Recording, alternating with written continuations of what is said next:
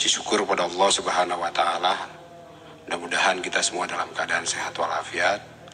Salawat dan salam senantiasa tercurah pada Nabi Muhammad SAW.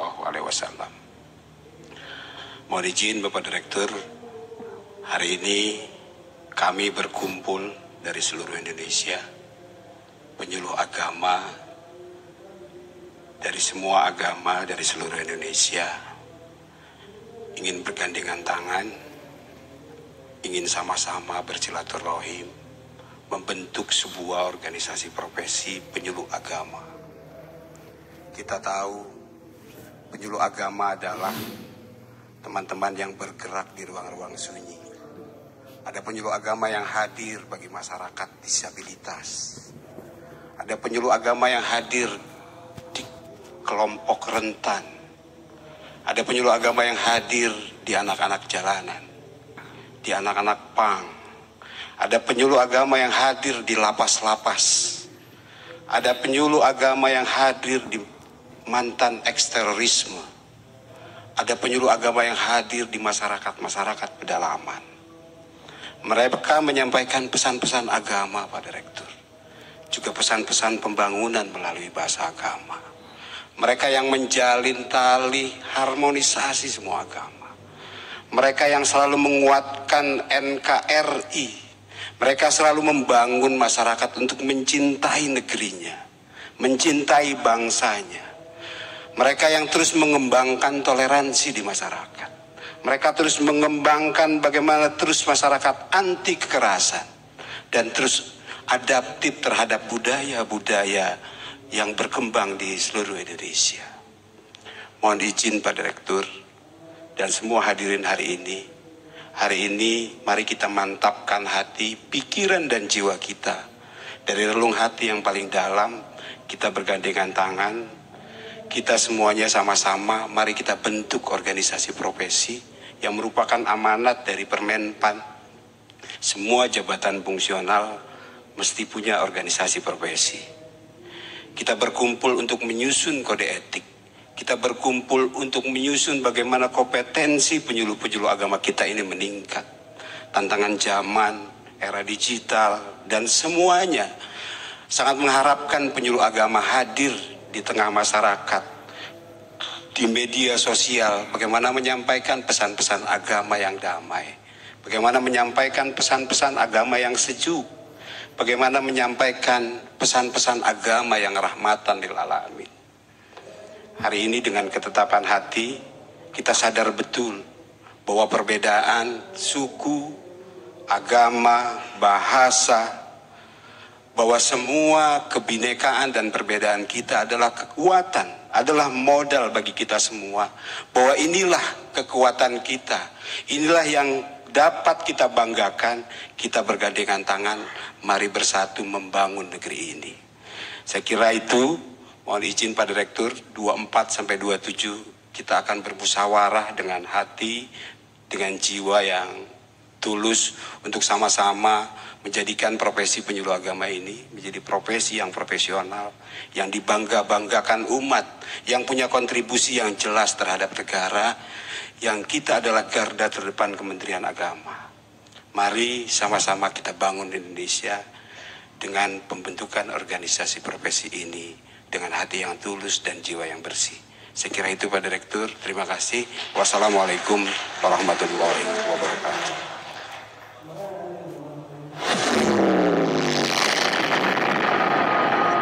Secara resmi Musyawarah Nasional Pembentukan dan Pelantikan Pengurus Organisasi Profesi Penyuluh Agama 2023 kepada yang terhormat Bapak Dr. Haji Ahmad Jayadi MPD dipersilahkan. Di kesempatan terbaik di malam hari ini, saya hanya ingin memberikan catatan singkat saja. Kira-kira apa yang melatar belakangi kenapa kemudian ada event pembentukan dan sekaligus pengukuhan dari organisasi profesi penyuluh ini. Tetapi tentu sebelum itu, kami ingin menghaturkan terima kasih pada kita semuanya atas inisiasi yang sangat strategis ini dalam rangka membentuk dan mengukuhkan organisasi profesi ini. mudah-mudahan ini menjadi salah satu dari jariyah kebijakan yang kita goreskan, tidak hanya untuk kepentingan penyuluh hari ini, tetapi untuk kepentingan penyuluh agama di masa-masa yang akan datang. Jadi sekali lagi, ini menjadi salah satu dari jariyah kebijakan yang telah sahabat-sahabat semua goreskan dalam rangka pengembangan kapasitas ke depan kita semuanya. Lalu kira-kira apa yang melatar belakangi kenapa kemudian ini dibentuk dan dikukuhkan? Kita tahu persis bahwa pembina kepegawaian dari jabatan penyuluh itu adalah Kementerian Agama. Jadi pembina kepegawaiannya adalah Kementerian Agama. Jadi untuk urusan pengembangan karir, untuk urusan pemenuhan hak kepegawaian, untuk urusan pemenuhan kewajiban kepegawaian, itu diatur oleh Kementerian Agama sebagai pembina kepegawaian dari jabatan fungsional penyuluh ini.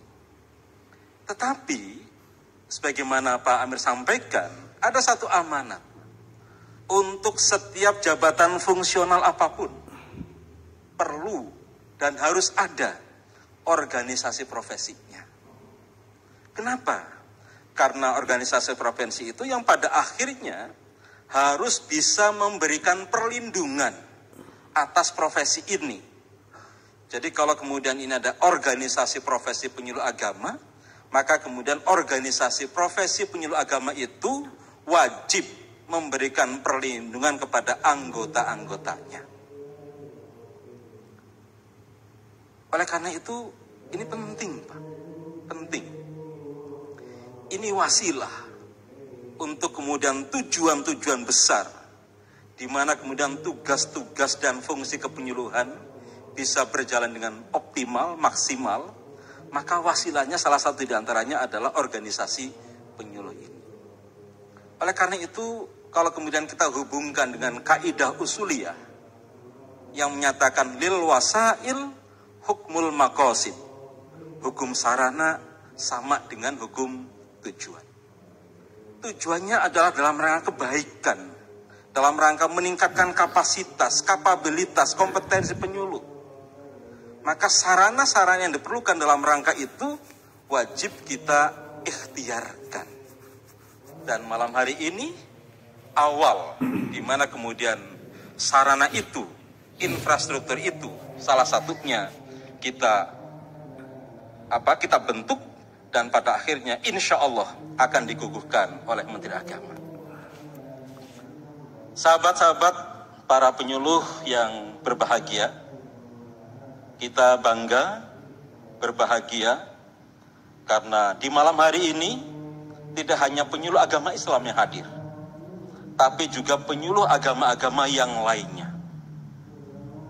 Ini penting, mengingat kondisi keindonesiaan kita yang sangat diverse, yang sangat beragam.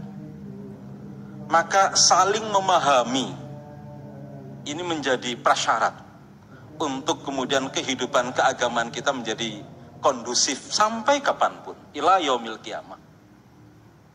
Prasyaratnya adalah harus saling memahami, mutual understanding di antara kita. Ini penting. Dan itu sekali lagi bisa kita lakukan melalui wasilah organisasi profesi penyuluh agama ini. Dari sisi kepentingan bangsa dan negara.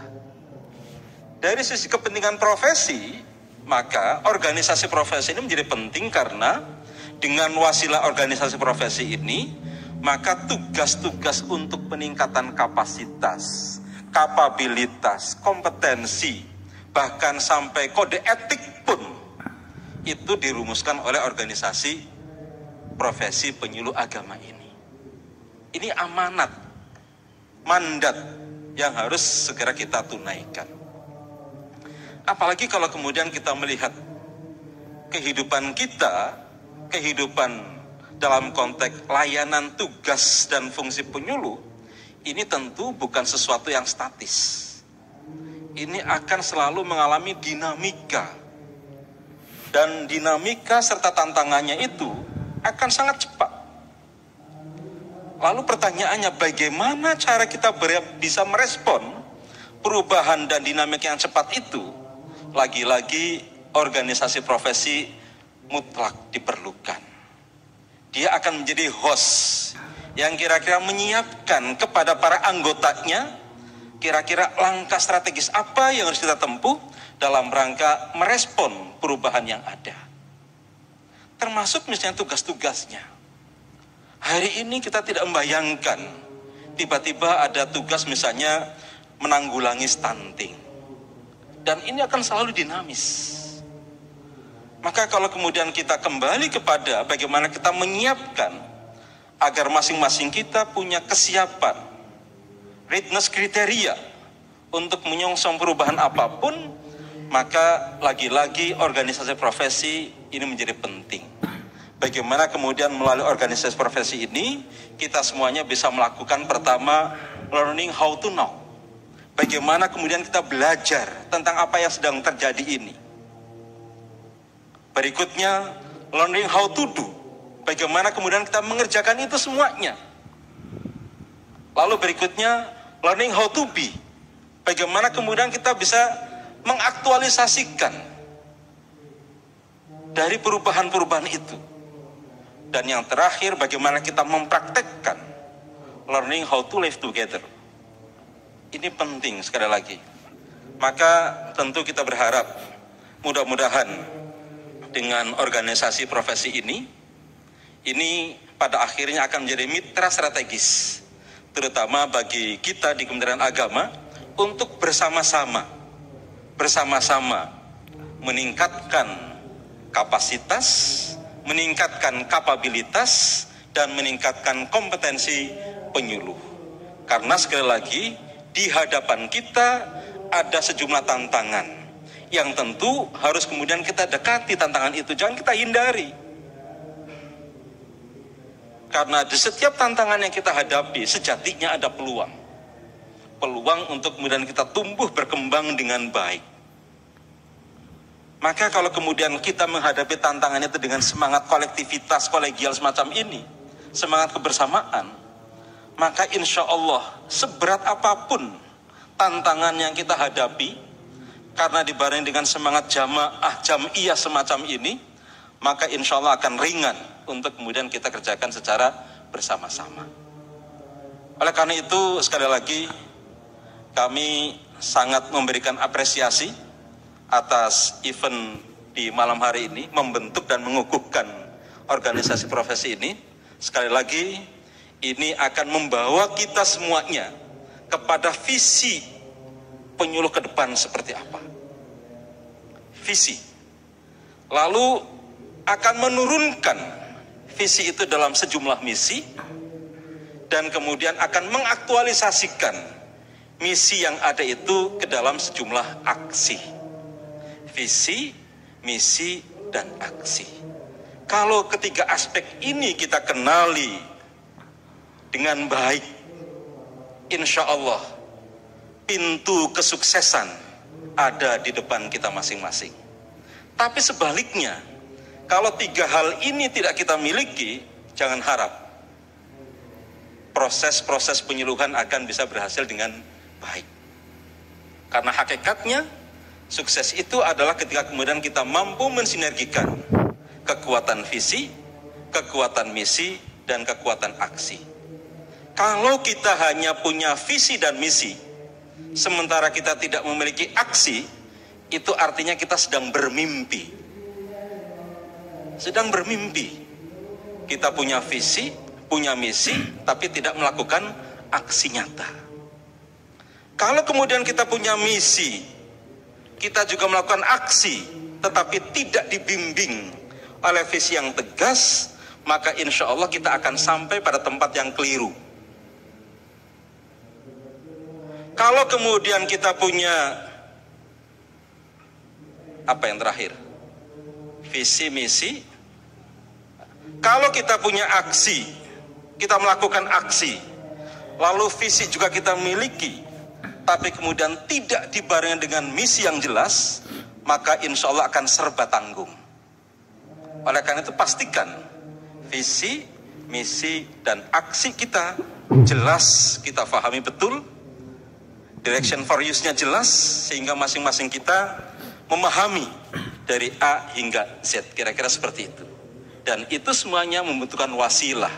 Wasilahnya adalah organisasi profesi ini. Sekali lagi, lil wasail hukmul maqasid. Hukum sarana sama dengan hukum tujuan. Saya kira ini yang bisa kami sampaikan, singkat saja.